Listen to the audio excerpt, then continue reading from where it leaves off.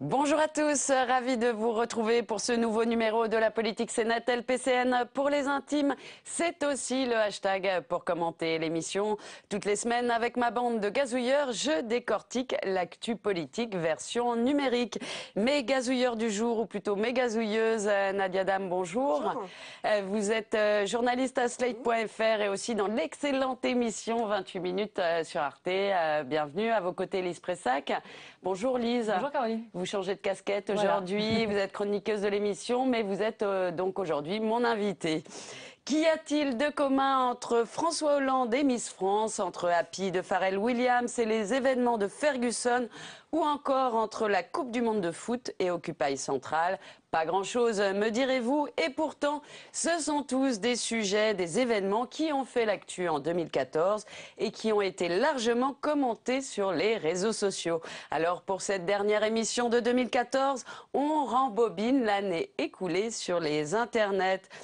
Nadia, comme chaque année, les géants du net ont fait leur rétrospective 2014. Alors c'est sans surprise la Coupe du Monde de foot qui est en tête des sujets les plus commentés. Il y a eu quand même 672 millions de tweets.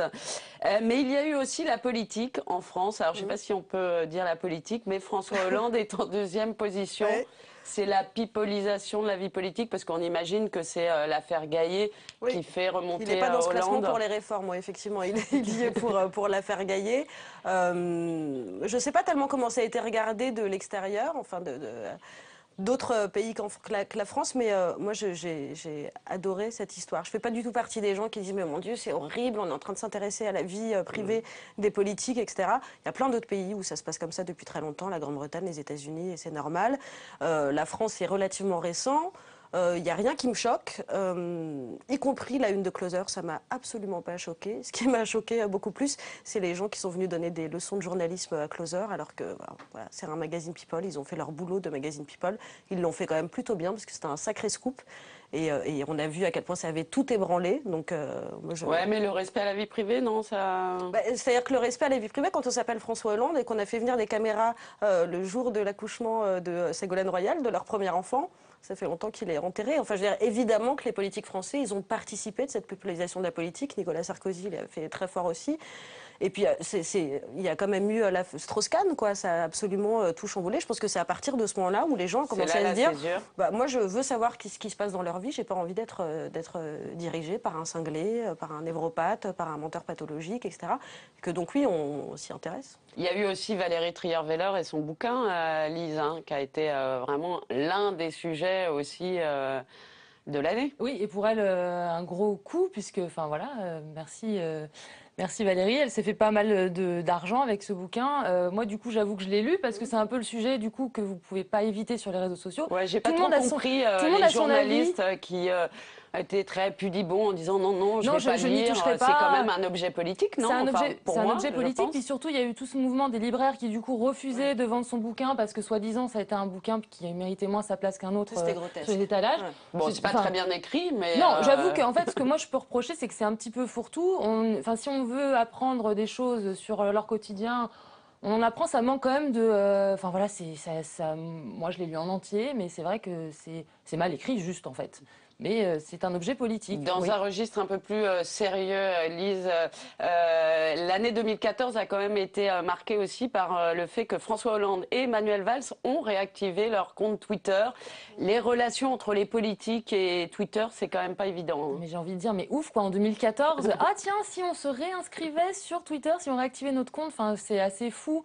On se souvient encore de la façon dont il avait répondu à Paul Larouturou à l'Élysée en disant que voilà, Twitter, c'était pas un sujet. En gros, ouf qu'il s'y réintéresse. Et Sarkozy, il est Facebook, lui, hein. 1 million de fans. Sarkozy, ça reste Facebook. Et puis surtout, c'est son objet de communication à Nicolas Sarkozy. Il n'y a plus de communiqué de presse, plus rien du tout. C'est Facebook. Et en gros, tous les journalistes sont obligés de reprendre. Alors comme il l'a dit sur Facebook, enfin voilà, il prend les devants. Et il en fait un objet vraiment de com, puisque il a invité son millionième fan à le rencontrer. Quel vénard. Il a peut-être été casté quand même. Hein, il y a des chances pour qu'il y ait eu 2-3 contrôles, effectivement. Oui. Nadia, dans le registre People, vous, en 2014, ce qui vous a marqué, c'est les stars d'Hollywood nues. Le Celebgate. Moi, ce qui m'a marqué, c'est pas tellement ces photos. Et en plus, j'ai personnellement fait en sorte de pas les voir.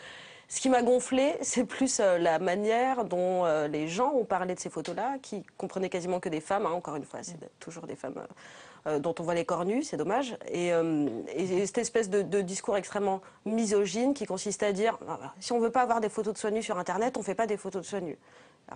On fait quand même encore ce qu'on veut et en fait on prend complètement le problème dans l'autre sens. C'est-à-dire que c'est pas les femmes qui devraient arrêter ou les gens de manière générale qui devraient arrêter de faire des selfies nues ou d'envoyer des photos d'elles nues. Il faudrait qu'il se passe quelque chose de l'autre côté. C'est-à-dire qu'il faudrait qu'on fasse en sorte que ces photos-là ne soient pas diffusées sur Internet et jetées en fait sur Internet. S'il y a des photos de vous nues. Je crois pas, je n'espère pas. Mais vous, qu'est-ce qui vous a marqué dans le registre People? Mais Nabila, je suis désolée, j'ai un peu. Non, mais pardon. Je quitte ce plateau. C'est-à-dire que là où Nadia disait c'était possible d'éviter de cliquer sur un lien et puis de pas y aller, Nabila, l'info, elle vient à vous. Moi, j'étais à l'étranger et c'est la seule info qui m'est venue de France. Ça me fait mal au cœur, quoi. Je me dis. C'était partout et encore une fois, c'était pas les alertes de closer, quoi. C'était Le Parisien, Le Monde, Le Figaro, des médias. Ça fait du clic en même temps. Ça fait du clic, mais de se retrouver au journal en s'appelant Nabila, voilà. Est-ce qu'on peut imaginer un bouton je veux pas d'infos de Nabila Je crois que ça existe pour Nicolas Sarkozy sur le 89. Il faudrait le décliner. Voilà, avis aux développeurs, hein, je prends.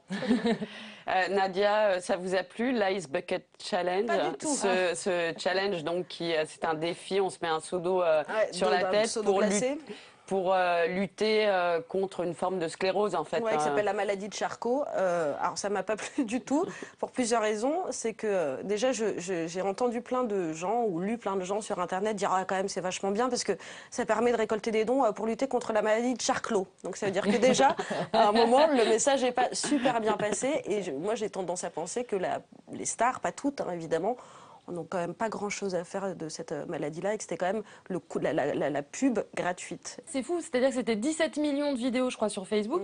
Je suis curieuse de savoir, parmi ces 17 millions, qui a donné de l'argent à cette... Enfin voilà, c'est bien joli de... C'est un peu la mode des défis sur Internet, oui, c'est ça. Et puis pour l'image... Puis c'est toujours la même chose, c'est-à-dire que ça part d'anonymes qui font ça un peu de soutien et c'est repris tout de suite par un politique quand il dit oh, attends, ça fera super bien, si on fait ça, ça va être bien vu. Et c'est gratuit. Voilà, et c'est gratuit.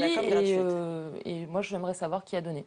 Alors malheureusement, en 2014, ça a été beaucoup marqué par le terrorisme. 2015, ça va continuer. Il y a eu la secte Boko Haram qui a enlevé ces jeunes femmes au Niger. Il y a eu toute une campagne sur les réseaux sociaux, Bring Back Our Girls.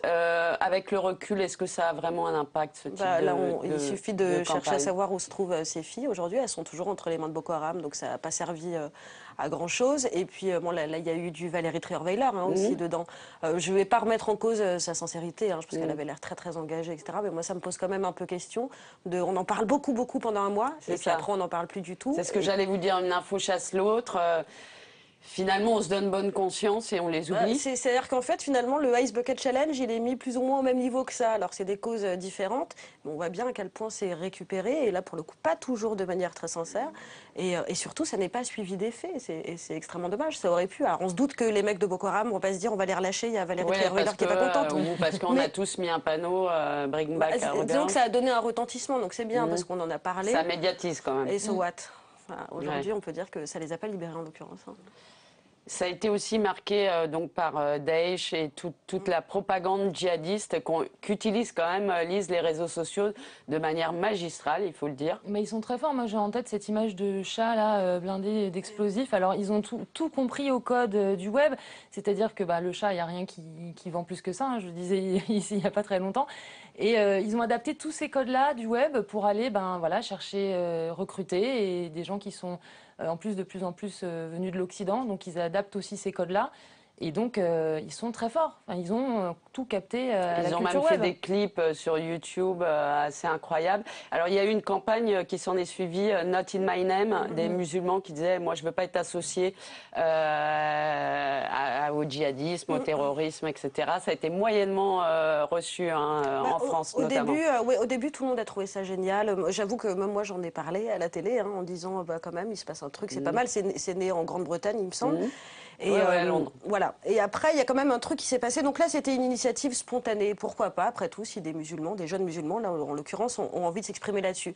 Ce qui a quand même été assez détestable, c'est la manière dont on a commencé à dire. Mais en fait, tous les musulmans devraient le faire. Tous les musulmans devraient dire c'est pas mon islam, etc.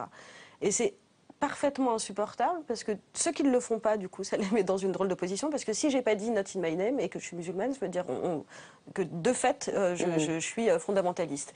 Et puis, encore une fois, c'est un truc qu'on ne demande pas à d'autres... aux catholiques. C'est quelque chose et puis ça fait l'amalgame finalement. Enfin, ça va presque à l'encontre du but poursuivi qui, à mon avis, est sincère. Enfin, C'est hyper contre-productif et c'est encore une nouvelle manière d'essentialiser les personnes, etc. Alors, par exemple, Alain Finkielkraut a trouvé que c'était une démarche super. En général, quand Finkielkraut trouve qu'un truc allait bien, il faut se méfier. Et pourtant, c'était sur Internet. Et c'était sur Internet. Quelqu'un a dû lui en parler. C'est quand même le diable. Lise, à chaque année, sa chanson, son tube. Et là, Happy a tout explosé. On l'a même vu pour les municipales. Hein. Enfin, ça a été repris dans le monde entier, mais les municipales... Les municipales, c'est-à-dire tous les maires se sont dit, j'ai une idée super originale, en fait, que vous avez tous eu, c'est-à-dire de faire un clip avec tous les gens de ma commune pour dire on est happy et c'est super.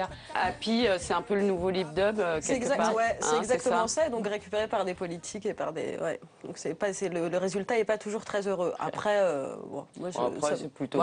c'est plutôt convivial. Enfin, quand c'est fait à travers le... Enfin, ce qui était chouette, c'était à travers le monde de le voir, voilà, de voir un Happy en Jamaïque, à l'autre bout du monde, au Japon. Il y avait quelque chose de... Ouais, il y avait quelque chose de... Enfin, même en Ukraine, au moment où, des événements en Ukraine, il y avait quelque chose, du coup, de fédérateur. Qui fédérait tout le monde. Par contre, ceux qui l'ont utilisé pour les municipales ont dû retirer leur clip. Hein, c'est dommage. C'est quelle perte. Lise, le kitsch, ça fait toujours recette. Oui. Miss France, c'est quand même dingue, qui a généré 1,3 million de tweets. Mais c'est normal, Caroline. Bon mais oui, mais évidemment. Mais je suis pas faite normalement. Et alors encore une fois, moi qui ai raté, il y a deux choses que je rate pas à la télé, c'est l'Eurovision et Miss France. Il se trouve que 2014 est une année sombre pour moi puisque j'ai loupé les deux, j'étais pas là. Et je me suis dit, je vais le regarder tranquillement en rentrant chez moi. A priori, ça n'intéresse personne et je ne vais pas avoir le résultat de Miss France. Et en fait, si, j'allumais Facebook et tout de suite, voilà, j'ai été spoilée de la Miss France. Ça rejoint aussi le côté second écran, c'est-à-dire Miss France a un intérêt que parce qu'on le commente sur Twitter, c'est-à-dire que ça a de la saveur. On se moque.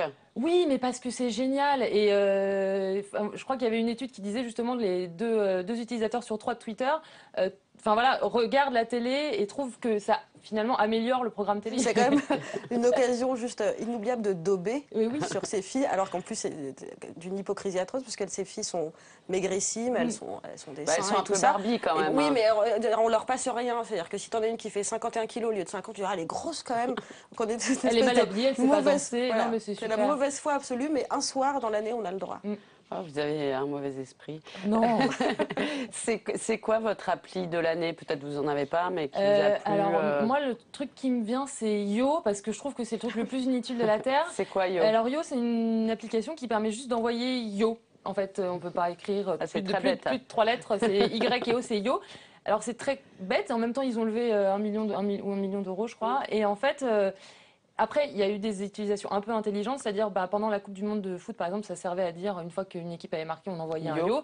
Et notamment pendant le conflit, le conflit israélo-palestinien qui n'est pas terminé, en fait, c'était un moyen aussi de prévenir d'un tir de roquette en Israël. Donc on envoyait un yo pour dire, il va y avoir un tir de roquette. Donc, c'est pas si idiot que à ça. part ces deux applications-là, je ne vois pas. Et Tinder, non? Je m'en suis jamais servi.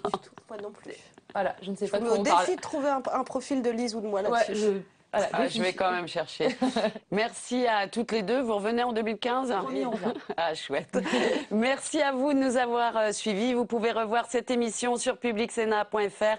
Et puis, bien sûr, j'attends vos commentaires et vos facéties sur mon compte Twitter. À bientôt. Salut à tous.